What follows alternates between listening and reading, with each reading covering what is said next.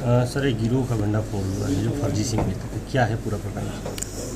Police महानिदेशक उत्तर प्रदेश महोदय के निर्देशानुसार लगातार साइबर अपराध और साइबर अपराधियों के विरुद्ध संदिग्ध व्यक्ति म्यूल अकाउंट्स और पीओएस मशीन का वेरिफिकेशन किया जा रहे हैं। उक्त के क्रम में आज थाना लालपुर और जनपदीय साइबर सेल को एक सफलता प्राप्त हुई, जिसमें एक पीओएस एजेंट 4 पीओएस एजेंट जो प्री एक्टिवेटेड सिम साइबर अपराधी को बेचते थे, उन लोगों को गिरफ्तार किया, जिनके कब्जे से टोटल 71 सिम कार्ड्स बरामद हुए, जिसमें 11 ऑलरेडी प्री एक्टिवेटेड और साथ ही साथ 18,940 रुपये बरामद भी हुई।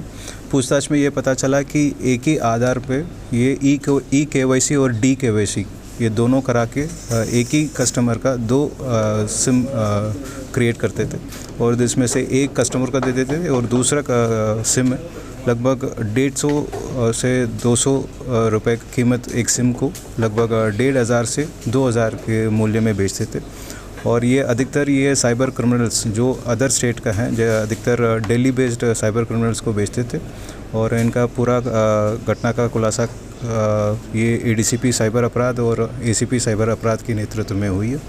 और साथ ही साथ इनका पूरा गैंग के बारे में और विस्तृत जानकारी किया जा रहा है। इनके नेटवर्क में और कितने लोग हैं और कितने पीओएस मशीन इन्वॉल्व हैं उसका भी जानकारी किया जा रहा है। और साथ ही साथ इन चारों के विरुद्ध 107 BNSS के तहत ये जो अपराध से अर्जित संपत्तियों का कुर्क भी किया जाएगा। सर, ये साइबर अपराधियों के संपर्क में कैसे आए, कुछ पूछताछ में पता चला, और कैसे ये सिम को भेजते थे उनके पास? ये कोविड के बाद जब से ये डिजिटल इकोनॉमी बूस्ट हुआ और उसको लाभ उठाते हुए ये अधिकतर ये फ्री एक्टिवेटेड सिम बेचने का बिज़नेस 2022 से 2023 के बीच में शुरू किया। और ये इनका प्रॉफिट है कि ये हर सिम में अराउंड 1,000 से 1,500 रुपये प्रॉफिट मिलता था और ये लगातार ये 2022 से ये कर रहे हैं और इनका पूरा नेटवर्क के बारे में और विस्तृत जानकारी की जा रही है। सर, कितने सालों से ये काम कर रहे हैं?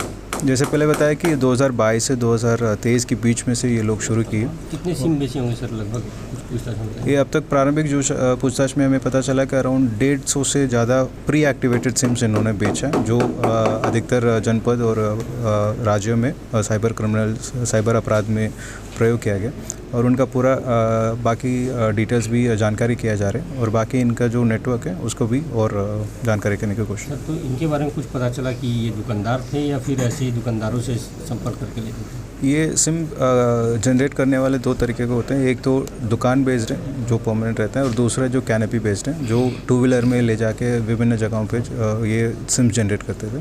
और जो 4 लोग जहाँ पकड़े हैं उसमें 2 लोग जो कैनपी बेस्ड है जो जगह और टाइम बदल के विभिन्न जगहों में जाके सिम जनरेट करते थे। और 2 लोग जिनसे ये सिम खरीदते थे और जो मीडिएट करते थे कि साइबर क्रिमिनल्स और ये साइबर जो सिम जनरेट करने वाले, ये 2 मीडिएटर्स हैं और 2 सिम जनरेट करने वाले हैं।